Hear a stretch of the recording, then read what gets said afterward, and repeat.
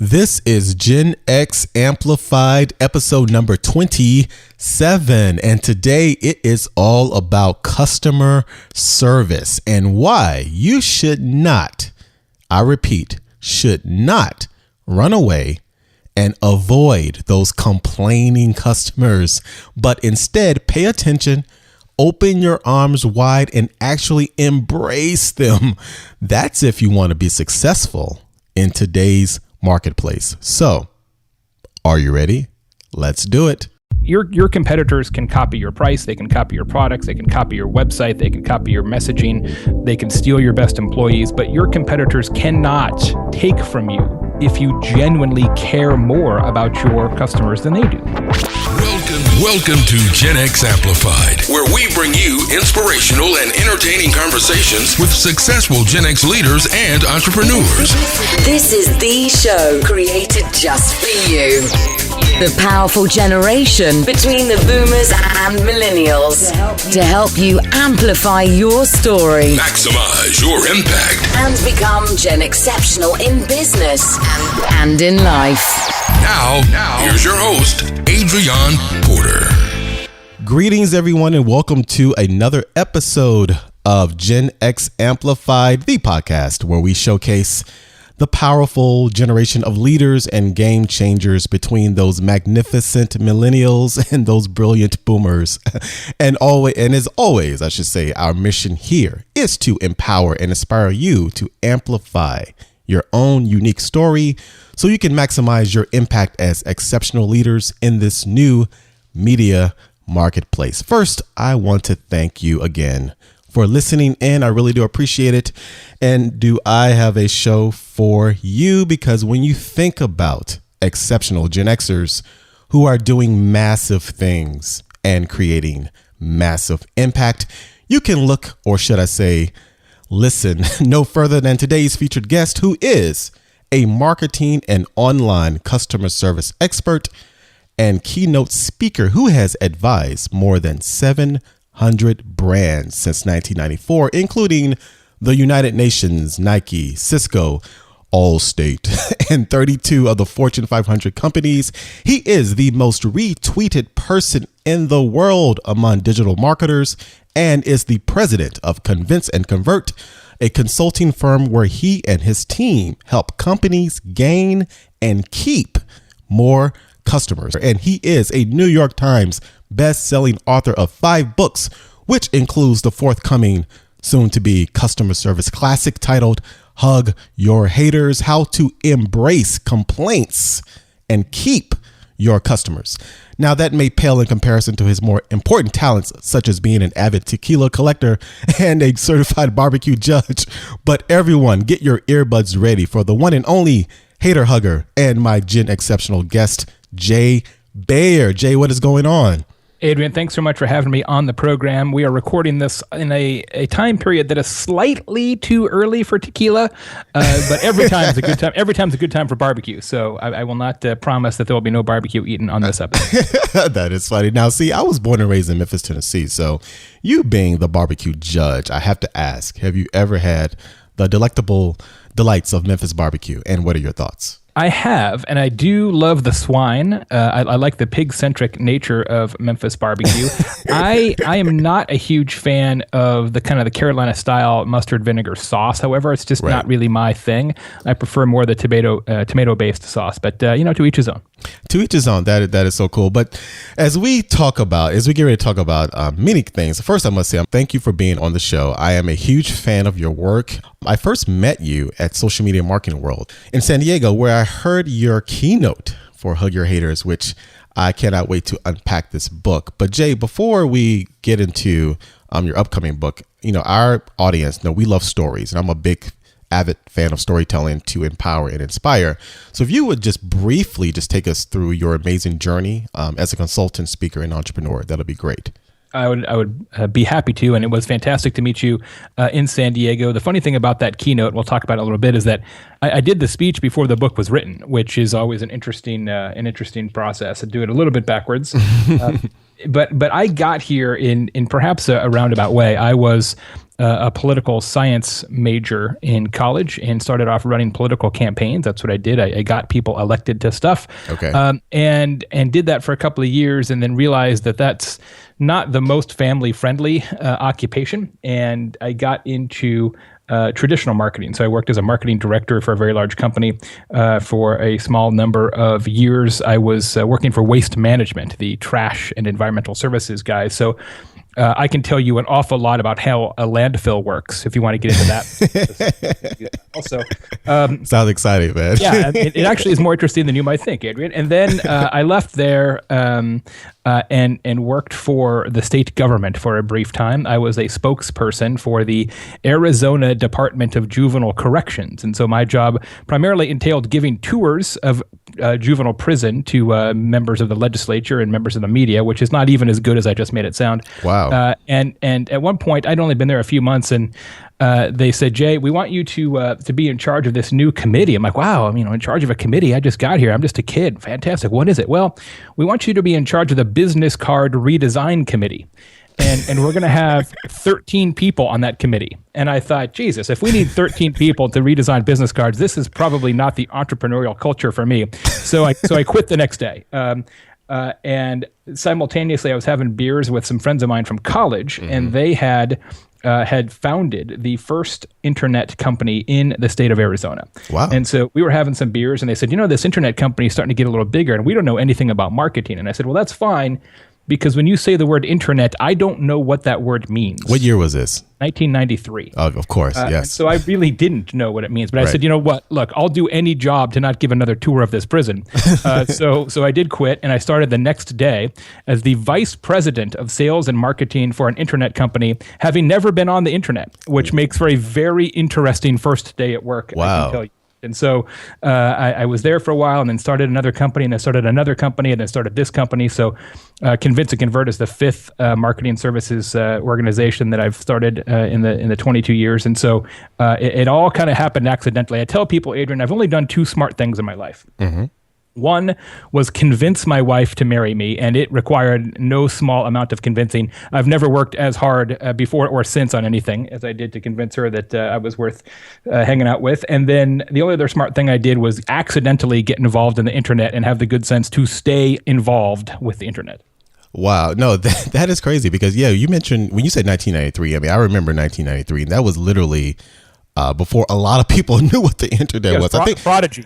People were on Prodigy, right? Yeah, Prodigy. See, the earliest I remember, it was Netscape when I went to business school. But very early on. So you gravitated toward this digital medium, which obviously gave you a head start. Now, you took the job as VP of Internet. What was it? VP Marketing and Sales, yeah. VP of Marketing and Sales for an internet company in 93. That was crazy. So you've seen the growth and the progression of this tool. And then you said the two smart things you did was the last one was get involved with internet back in that time, which I totally agree with you. And then convince your wife to marry you, which obviously, and you convinced and you converted. That's right. Which was great. It's an homage, really.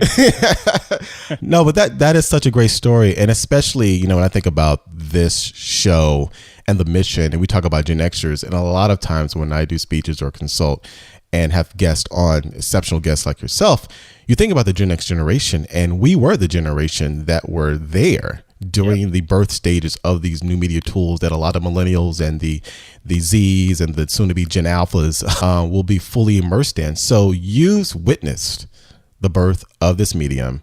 Can you talk about like that feeling that you had when you first saw a browser web page? Was it confusion? What was that moment like since you were right there on the front lines? We saw a lot of firsts. I bought the very first ad ever on Inc.com, those kind of things. We were involved in a lot of firsts. My partners in that business invented virtual hosting. Literally, right? So before my partner invented this partitioning algorithm that would allow you to run multiple domain names on a single computer, it used to be if you wanted a website, you had to have a dedicated server. You had an actual computer to run that website, and if you wanted a different website, you had a different whole separate computer. So he invented the way it works now, of course, where you can have hundreds or thousands of websites running off a single box, but that just wasn't how it used to be. So he invented that, which is one of the reasons we got busy. But when I first saw it, graphically and from an overall customer experience standpoint, it was laughably terrible compared to what we have now, because everything was so slow and so clunky, and the graphic design was such a mess. But just the concept of being able to connect to another person, another organization, another country, another city, even down the block, was so revolutionary. We lose sight of that fact now because it's all around us. I mean, we've got, smart refrigerators and toasters that are plugged into the internet, and, home automation systems that are running in the cloud, and all this other stuff we take for granted. But at one point, being able to send somebody an email on the other side of the office was remarkable, right? It was magic. It was witchcraft. And being able to be part of it at sort of that early stage, we didn't really think we were doing anything special. And I'll tell you why, Adrian. I spent about the first 3 years of my internet career trying to convince people that they needed a website. And I had some version of this conversation over and over. You should have a website so that people can learn about your business all the time.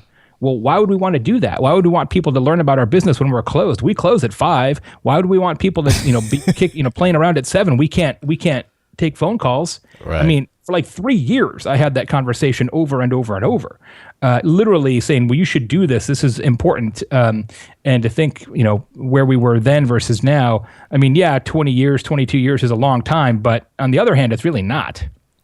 Well, it is not. And the internet and new media moves so fast. And I'm sitting here like just listening to you, thinking about, again, that date and the things that you were facing at the time, like just having to convince people to have a website. I mean, 93, that was, we're 2.0 now. That was like web 0.5. I mean, it's crazy. So you are definitely, you were one of the leaders in this internet space. You've done a lot since then. You've launched businesses. You've launched a great consulting company, Convince and Convert.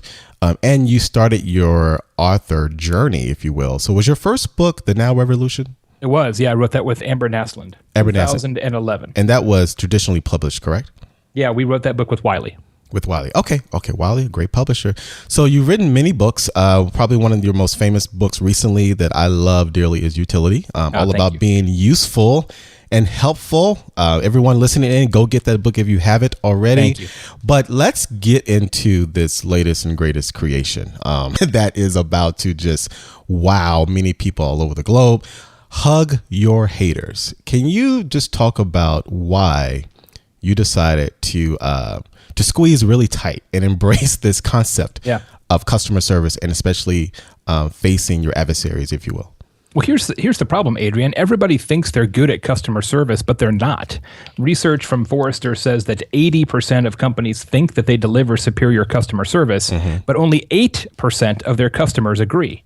We're fooling ourselves if we think we're delivering great customer service, because typically we are not. And where that is noticed most egregiously is in the new forms of customer service, which are social media, discussion boards and forums, and review sites like Yelp, TripAdvisor, and all the vertically oriented review sites. Many companies, in fact, according to the research I did for the book, most companies do not interact or answer customers in those venues at all. Certainly, we're all familiar with companies that are good at social media customer service, but they are the exception that proves the rule. So somehow we've decided that it's okay to ignore people on the computer. You would never just let the telephone ring. You would never not answer emails. But if somebody tweets you or Facebooks you or calls you out on TripAdvisor or Yelp, we're like, well, those are just those internet customers. We're not going to answer them. And it's crazy. It's crazy. So Hug Your Haters is really the first ever modern customer service book. There's tons of books on customer service, but this is the first one that talks about what's true today, because it's based on tons of research that we did. And it also talks about the reality of today's customer, which is, I want to reach out on Facebook or Twitter. I don't want to sit on hold. And increasingly, people are even going beyond that and using things like WhatsApp and WeChat and Instagram and all these other tools and technologies to reach out to companies. And fundamentally, Adrian, companies have to interact with customers on the ground of the customer's choosing, not the ground of the company's insistence. That's what the book is about. No, that's great. And that's why I really wanted to dig into this book, especially for this audience too, because we have a lot of people listening in, and not just Gen Xers, but millennials, boomers, what have you, but a lot of entrepreneurs or aspiring business owners, or even leaders that are corporate leaders or corporate marketing leaders in organizations that, think about outreaching and communicating and developing relationships with customers or prospective customers. So I really wanted to tackle this aspect of outreach, engagement, and relationship building. And I think, it is a very unique take on that, because a lot of, especially people in their mid-career, they may not fully understand how the customer of this new media marketplace, as I call it, interacts or engages. So the fact that you focus on this being the first book of this modern era is so great. Now, when you say customer service, for those who are listening in, how do you, even going beyond what you said, how do you define customer service? Because I think a lot of people may misunderstand what that means. How should people think about customer service? Well, certainly when we think about it from the filter of the book, where you're absolutely first looking at any time a customer wants to talk to a company, every time they mention a company, every time they call or email or tweet or Facebook message, anytime a customer reaches out to a company with a problem, a complaint, a question, an inquiry, anything along those lines, how you handle that certainly is customer service. But the book and I think business in general is very much combining customer service and the overall customer experience. The sort of what is it like to work with this organization, and really customer service is the new marketing, right? Your competitors can copy your price, they can copy your products, they can copy your website, they can copy your messaging, they can steal your best employees, but your competitors cannot take from you if you genuinely care more about your customers than they do. If you genuinely will put the resources and the time and the effort into delivering better than expected customer service, that will be your competitive differentiator now and in the future. And smart organizations are starting to realize that. Like, look, we don't sell a sweater that's any better than anybody else's sweater, but if we answer the phone twice as fast as the other guys, eventually that word's going to get out. Wow, that is true. And I love what you said. Customer service is the new marketing. I think that warrants, saying it again. And you're right. There's so much. We're a lot of products and services are commodities. And to your point, everyone's busy. People do not have a lot of the free time they have to make instant purchase decisions or decisions to engage further or develop a relationship with the brand. So to your point, you have to have a competitive advantage outside of some of the tangible access of your products or your services. Now, like, I think about my personal experiences, Jay, too, and I'm a huge fan of customer service. I've always been, whether it's part of the marketer in me or just being a human being, just loving to be treated right. And I have my favorite brands that I enjoy. And I was reading an article the other day from the USA Today, and I think they put out their customer service Hall of Fame, if you will. I think it was 2015 Hall of Fame. And number one was Amazon, which, I could see that. I'm a big Amazon person, and digitally they have a great way of tracking your interests and likes and recommendations. But Chick-fil-A, being a guy in the South, I'm a huge Chick-fil-A fan, and their customer service to me is impeccable. And to me, what makes it impeccable is they have a caring attitude. It is a retail food environment, but I've never walked away feeling distressed or feeling I had a bad experience. Even if there are times when they've gotten my food wrong, they have went over and beyond to accommodate that. I completely agree. They are exceptional, especially for that type of business. And it's really important because one of the things that I mentioned in the book is we interview a guy who owns some fast food franchises. It doesn't matter which one. And he said, here's his quote: "I don't really care that much about customer service. I just want to make food and have them pay me for it." And that is not an atypical line of reasoning for people in that industry. Because look, the truth about hug your haters, the truth about customer service, the truth about differentiating your business with great customer service is that it ain't free. It's expensive. You're probably not paying people at Chick-fil-A way more than you're paying people at McDonald's, but you're definitely investing in training. That's clear every time you talk to anybody at Chick-fil-A. They have been trained how to handle customers in a way that other restaurants simply do not train their frontline employees, and that is not free. And for them to be able to put that kind of investment in an industry where the average ticket is $8 is really, really impressive, because most companies say it's not worth it. We don't care if you're unhappy because you're only giving us $8 anyway. There's somebody right behind you who wants chicken. And they understand, what they're doing is they're playing the long game, right? People have said, you may have heard this saying. It's usually attributed to Robert Stevens, who's the founder of Geek Squad, the services company that's owned by Best Buy. Yeah. He has been known to say that advertising is a tax on the unremarkable.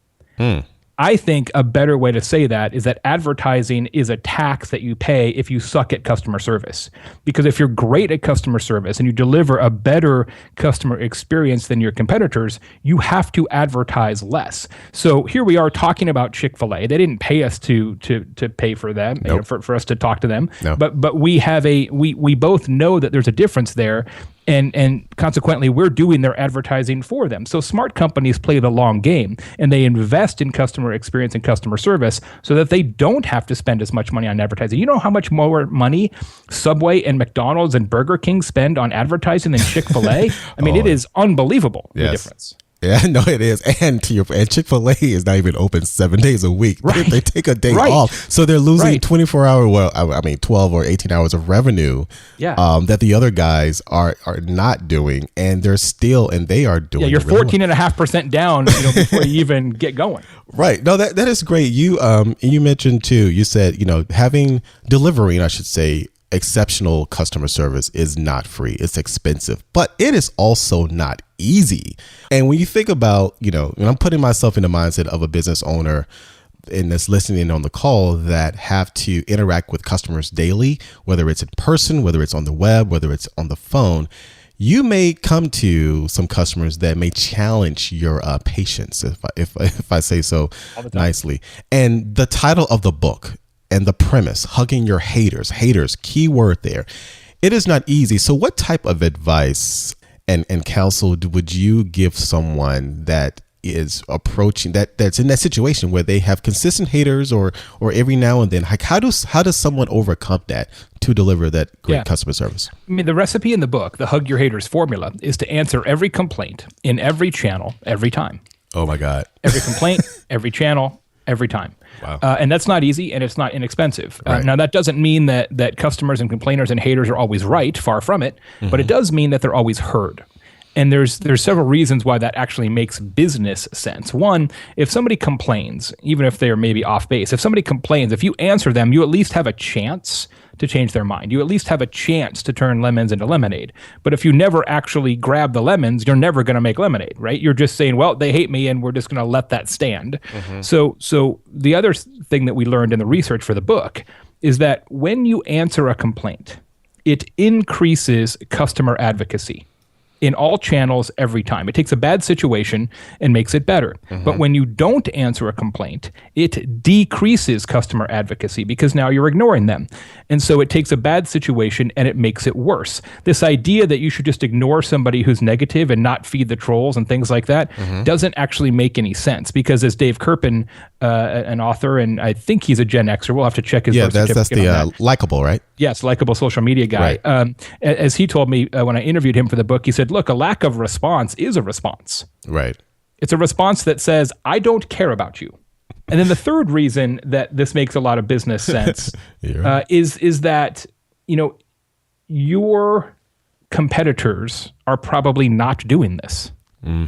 They're probably not. Because it's so hard. If you can be the company that actually does answer all the critics, that does answer all the questions, that does, hug their haters, you will stand out. And that, in the Chick-fil-A scenario, that is actually worth a lot of money. Now that is interesting because, for a lot of times in the marketing, just business ownership conversation, when you think about customers that are totally being just not on the same page, you may hear advice, well, it's no point of exerting any energy in trying to turn that person around. You should focus elsewhere. And you brought up a great point. What that does, it decreases customer advocacy. And I think nowadays there is more of a premium on advocacy than it used to be because of the sheer ways that customers spread your story, social media, word of mouth. And I guess my question for you too, and I'm sure a lot of people, is that, this is great, and I hear you. Someone may be asking, well, Jay, I hear what you're saying, and I totally agree with you. But what if I don't have the current infrastructure to do that? What type of systems do I need in place to be able to answer every call and respond to every person? A couple of pieces to that, Adrian. First, just in terms of resources in general, everybody needs to follow Jay Baer's rule of reply only twice. And what that rule says is that you never, ever, ever, ever, ever, ever answer somebody more than twice in a row in a public venue. Because if they're saying something nice about you, answering more than twice is a waste of time. And if they're saying something bad about you, answering more than twice is also a waste of time. And that's how you get sucked into a negative vortex as well. So if somebody says, you suck, you say, I'm terribly sorry, how can we help? And they say, no, you really suck. You answer back and say, hey, we probably should talk about this in greater depth. Please email me or call me. And if they come back a third time, you walk away because you have done what you need to do. You have tried to hug that hater. You have tried to help them. They now will not allow themselves to be helped. And so you walk away. Now, yes, you always want to try and keep a customer, but more importantly, customer service is a spectator sport online. So all the people who are looking on, whether it's Facebook, Twitter, Yelp, TripAdvisor, discussion boards, forums, all those people now see what kind of organization you are, what you stand for, that you listen, and where your values are, right? So you are on record now. And at that point, it's safe to leave. So don't think you have to spend all this time trying to convince and convert somebody, because you're not always going to be able to do that. But it's more important to be on record for the audience just as much as it is for the hater. Now, certainly most companies of any size are going to probably want to have some dedicated personnel, or at least this needs to be somebody's job to every day be checking to see if people are talking about us. Now, for small businesses, you can probably do that with Google Alerts or Mention.net or a free version of Hootsuite. Like, you can use software that doesn't cost you a lot of money to do this if you're a relatively small organization. Bigger companies need bigger software because there's more mentions and they've got to do more sifting and sorting and reporting and things like that. In the book, we talk about a lot of different software companies that handle this for organizations at different sizes, big companies, small companies, and everything in between. Well, no, that's great, and that is I love the Jay Baer's rule, the guideline, the framework. Reply only twice, because it is so easy to get caught up in that. Would you say the vortex? You used to let your emotions just kind of override, and it's like, okay, I'm just going to get back at this person. Or on the flip side, if they are giving you constant pleasantries, you get caught up in you sort of bask in the glow. Bask in the glow. You got other things to do. Right. I want to hear it again. And it is so, I love that. Now, thinking about also, even outside of traditional brick and mortar or even internet small businesses, people that are wanting to build personal brands, right?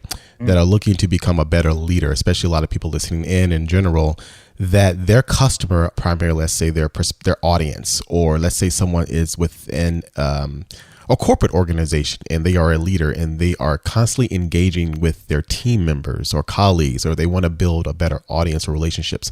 How does the principle of HYH, hug your haters, apply to that infrastructure where you want to provide better customer service with just your colleagues or your audience or people that you're trying to influence? Yeah, it absolutely is the exact same. I mean, I have people who come up to me either in person or in social media or email or calls and say, I didn't like that, or I'm not sure about that. And you have to handle it the exact same way, that everybody deserves an answer if they have a question or a criticism. It just changes that dynamic instantly. Now, one of the things that I think is important, and it almost touches on the themes that I covered in the book Utility, is that one of the best and most efficient ways to do customer service is to allow for self-service customer service, right? So Amazon has this really interesting concept internally where they say, look, if we have to answer the same question twice, we have failed. Every question that they get, they try and reverse engineer it and say, how can we provide an answer to that question in a way that people will find it before they have to call us or email us? And the same thing is true in personal branding, in your small business, and anything along those lines.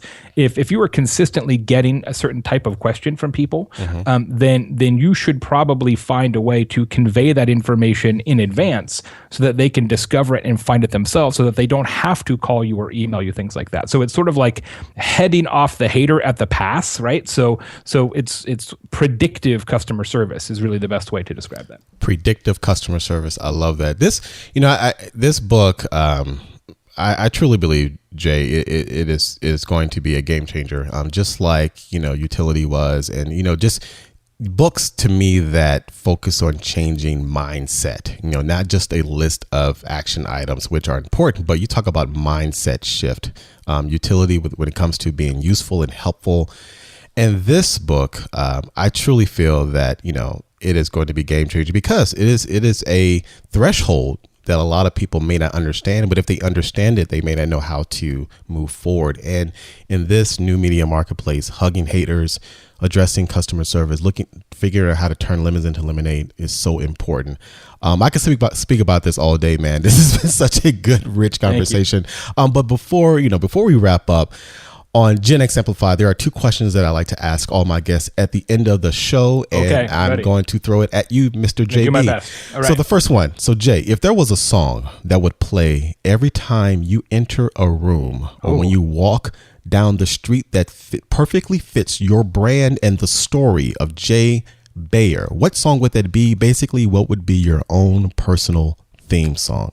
It's funny you say that because I actually do have a theme song. I use a different theme song for each keynote presentation. Actually, I use my own walk on, walk off music. Okay. So for the Hug Your Haters presentation, I use Shake It Off by Taylor Swift, which is very much appropriate to the book, right? So for utility presentations, I use the Red Hot Chili Peppers' Give It Away. So very, very consistent with the theme of the book. So I try and come up with something that fits what I'm going to talk about. I love that. I love that approach. Shake It Off, Taylor Swift. I'll Give It Away. That's a Gen X classic right there. You bet. I love that. I love that. Okay. And then lastly, Jay, if there was a tool or resource, it could be a website, book that you recommend, outside of the ones, because all of your books that you've done, I would recommend anyone, but that you recommend specifically to Gen Xers, mid-career leaders who are either entrepreneurs, aspiring entrepreneurs, or just business leaders that would help them accelerate their overall experience. Can I give you two? You can definitely give me two, Jay. Okay, so one that I love is called a Blinkist. Blink IST. Blink IST, okay. And Blinkist, definitely available for iPhone. I can't swear to it for Android. I'm not certain, but it takes business books and summarizes them in Cliff Notes form. And then you can sit there on a plane and go through an entire book like Utility or Hug Your Haters or any other of the great business books out there. It is Cliff Notes for adults, for people who are in business. It's awesome. Love that one. And on a somewhat related matter, I travel a ton to speak and things like that. And there's a relatively new app called Pana, P-A-N-A. And Pana is approximately $25 a month, so it ain't free. But it does all of your travel planning. You get a travel concierge, a real person who you connect with through the app. And if you need hotel reservations, car reservations, dinner reservations, flight reservations, what's a good place to go for a walking tour of Charleston or whatever, boom, boom, boom, 24 hours a day, they're on top of it. So it's almost like having your own travel agent for $25 a month. And if you travel even a little bit, that is a good investment. I can tell you that. Wow. Now, is that also iOS, do you know? Or it is iOS. I have it on iOS. I'm not certain about Android because I don't have an Android device. Man, these are two that I've never heard of. So I am really excited. Boom. Just like that. Blinkist, and is it Pana or Pana? Pana, P-A-N-A. P-A-N-A. I love that. Jay, man, it has definitely been a pleasure. An awesome pleasure chatting with you. Let's do it again. I'll come back. No, you're great at this. You're one of my favorite hosts. We're going to do it again. Now, you just can't keep me away from the show. I'm coming back. You just totally messed me up for the rest of the day. You know that, right? Just coming from you, that means a lot. Jay, tell everyone the best way to find out more about you, the things you have planned, and how they can connect with you. The book is available officially March 1st. Okay, got it. But if you buy it now at hugyourhaters.com, there's tons of free bonuses, all kinds of stuff that's not in the book, socks, special conference calls with me, a Facebook group, all this kind of stuff. And check this out, Adrian. If you buy the book in advance, you get a great price and you get a digital copy of the book immediately. So even though the book isn't out for weeks and weeks and weeks, you get the book right now. So you get it way, way, way early. Plus you get the book when it comes out. It's a smoking deal, hugyourhaters.com. And then the best place to find any of the stuff that we talked about, digital marketing, et cetera, is convinceandconvert.com. Wow. Jay, you talk about utility, providing value, being helpful. Did you hear that? Hey, hugyourhaters.com. You get all those bonuses now. I actually can't believe they let me do it. I said, hey, what if we gave people the book, 3 months early if they buy it early, and they're like, wait, what? And I'm like, no, it's going to be great. And somehow they agreed, the publishers at Penguin Portfolio, this one, they agreed to let me do it. I think they're going to regret it, but that's all right. That is great. See, Jay is talking the talk. He's walking the walk. He's giving it away. He's giving it away. So everyone listening in, go out now, get the book, hug some haters. Jay, it has been great. Thank you so much for spending time with me and our Gen X Amplified community. Thanks so much. I really enjoyed it. We'll do it again. Take care. Okay, that was the one and only Jay Baer, speaker, consultant, podcaster, and author of the latest, the greatest customer service Bible, blueprint, playbook, all of those things, titled Hug Your Haters. I want to thank Jay for hanging out with us on this episode. And Jay Baer is definitely one of the leading experts, not just in marketing, not just in customer service, not just in social media, but in business overall. Definitely check out his website and definitely check out this book, Hug Your Haters, on hugyourhaters.com, and get those bonuses that he mentioned. I'm telling you, he is giving it away as he always does. Remember, it's all about being useful, about utility, and hugging and embracing your haters. Also, for more insights and takeaways from this episode, go over to genxamplified.com/027, where you can get the show notes, where you can listen to the episode again and again and again from the website, and you will find the links to the resources that he mentioned in this episode. And check it out. Definitely check it out. And also, if you would go over to iTunes for all of you Apple lovers or Stitcher Radio and give us a rating and review, I will really appreciate it. And if you haven't already, don't forget to subscribe to Gen X Amplified in iTunes. That way you will get each and every episode that is made available directly to your earbuds whenever, wherever you choose to. You will not be disappointed. But again, I want to thank you, the listeners, for being part of this community, for your download and just listening in. I really do appreciate it. And remember, I could not do this without you. And we have more new episodes that are coming, new conversations, new stories from some great game changers and leaders. So that will do it for me, for us on this episode. And as always, all the best to your success. Take care.